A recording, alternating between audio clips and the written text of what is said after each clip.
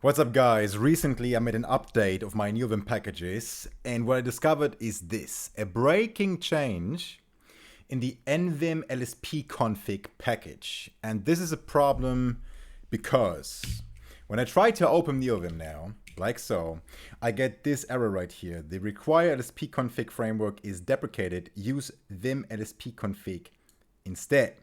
So as soon as we reach Vim LSP config package version 3, things like this will not work anymore. We will not be able to require the LSP config package like so. We will have to use vim.lsp in order to configure our LSPs. And I'm going to show in this video how to do that. And since I realized how little I know about the LSP integration in Neovim, I thought it would be worth making a video about that to share what I've learned on the journey to get rid of this error message with you. So by the end of this video, you're going to have a good enough understanding of how LSP integration works in Neovim. You're going to be able to use this understanding to migrate your old LSP config to the new LSP config, and as a little bonus, get rid of this error message and have a up and running bicep-lsp working on a system, which we're going to have a look into right in a second. So let's not waste any more time and jump into the topic. So in order to get LSPs up and running in Neovim, we have certain ingredients, so to speak. Number one is a programming language to code in, of course.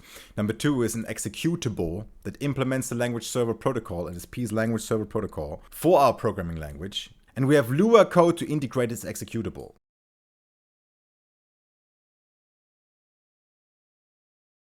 We have this for formatting, we have this for debugging, we have this for LSPs, we have this all the time. So the LSP integration ingredients. Number one, the executable is going to be installed with Mason. So usually you would go to Mason and install whatever language server you need. And later you would go to the Lua integration and have some code that tells Neovim how to use this executable. And this is done in our case right here with vim.lsp.config.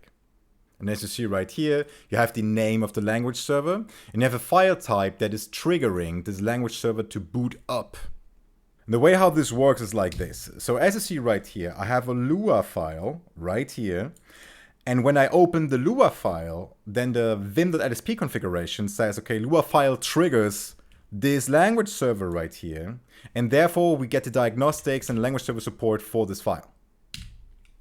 The extension triggers the language server to be started and executed on this particular buffer right here. And some language servers are standalone executables like the Rust Analyzer and Roslyn, and others are libraries or scripts like Bicep, TypeScript, and Lua, and more.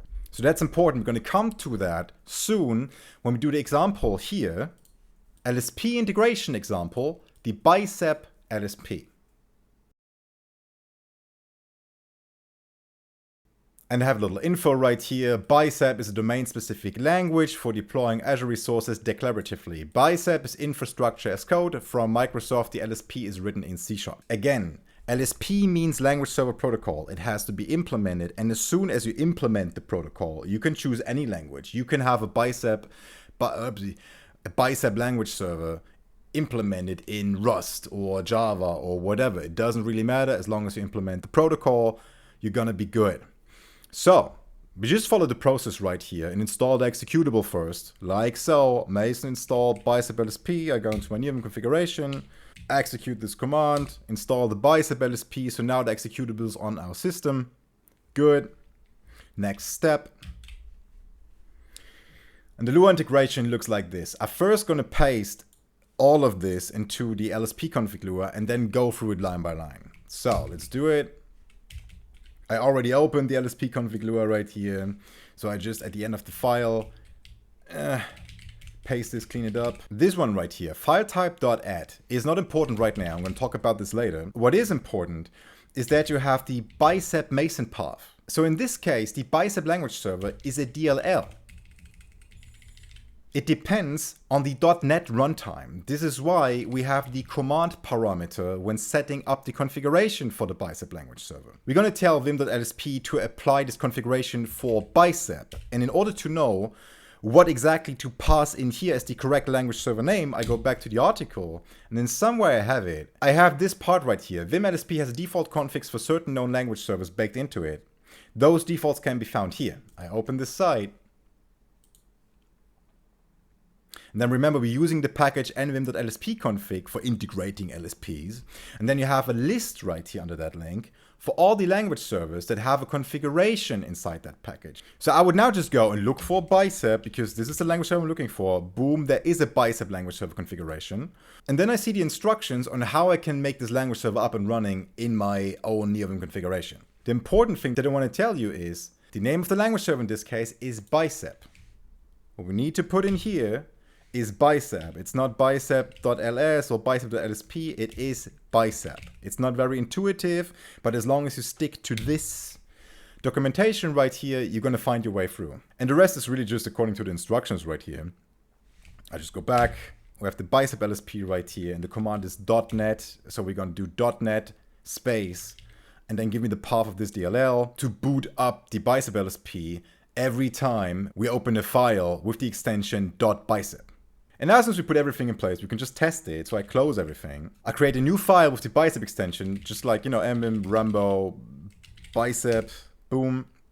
And we see right here already, bicep is recognized. And I have the bicep-lsp right here. And I see that it's working because I type in any rubbish, I get the error message from the LSP. The question is now, I go back to the config. The question is, why do we have an explicit LSP configuration for some language servers like bicep? And why do we have an implicit LSP configuration for other servers like so? Well, it is because for bicep, as I said, we don't have a standalone executable. We have a DLL, and the DLL can reside in any path on the system. Therefore, we have to tell Neovim through vim.lsp where this DLL is. And we do this through the cmd command. Again, the file type triggers the LSP to boot up. Command configures how to boot up the LSP. And in this case, we're going to use the .NET CLI command and pass in the bicep path as a parameter. For other LSPs, like those ones right here, it's a standalone executable. You don't need any path for that. The only thing you need is to have it somewhere on the system. And that is why, for those LSPs, there's a default configuration. When I go to the GitHub page that I showed you before, and I go to the HTML section of that and scroll down, then you see there's a default config where those fields are already pre-filled. And assuming there's some VS Code HTML language server executable already installed somewhere in the system, these things will just work. Now let's talk about the file type add thing right here.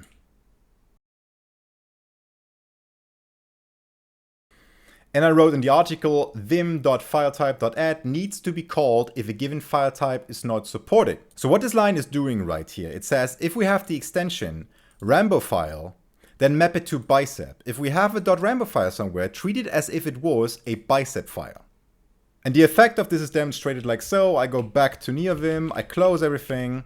So what I can do now is I can just nvim some file with .rambo file, and I will have, inshallah, LSP support for this file. And that's what we get. We get LSP bicep support for a .rambo file because we set in the settings file type add extension rambo file to bicep.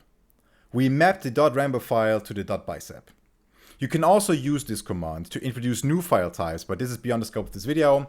Just know if you want to know if your particular file type is supported, you can run this command in Neovim right here. I will do this right now. And then you can search through your file extension and you see, okay, bicep is officially supported by Neovim.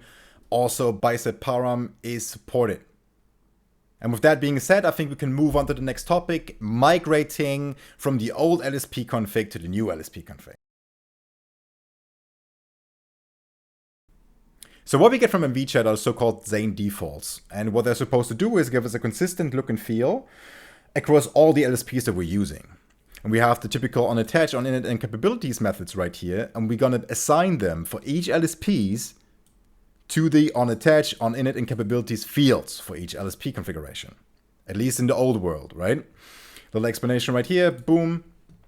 onInit gives us the global per client setup. So every time the LSPs boot up, On attach, give us the per buffer setup. Usually you would use this for key maps and formatting behavior on an individual buffer. And then we have the capabilities that gives us what I call the feature negotiation. So what you get from this is completion and snippets and so forth. And you get all of this for free by just doing this.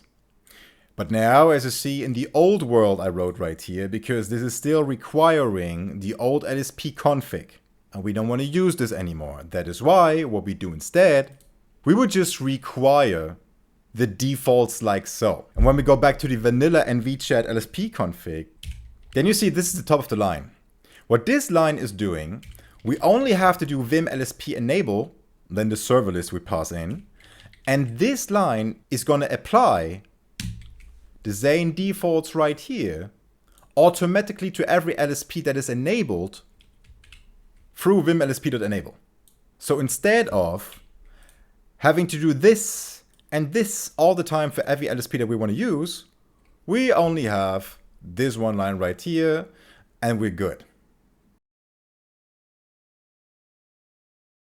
Now, I'm not going to show you how to migrate each LSP one by one. I think that is boring. What you can do if you need inspiration, I put the link for my own migration commits right here. And then you see anything from, I do believe, yeah, from this commit right here, 9099. You have a little history on what I did to my LSPs. So I don't get this error anymore when I try to open Neovim. Once you get rid of the require LSP config like so, the error should just disappear. But this requires you, of course, to migrate all your LSPs.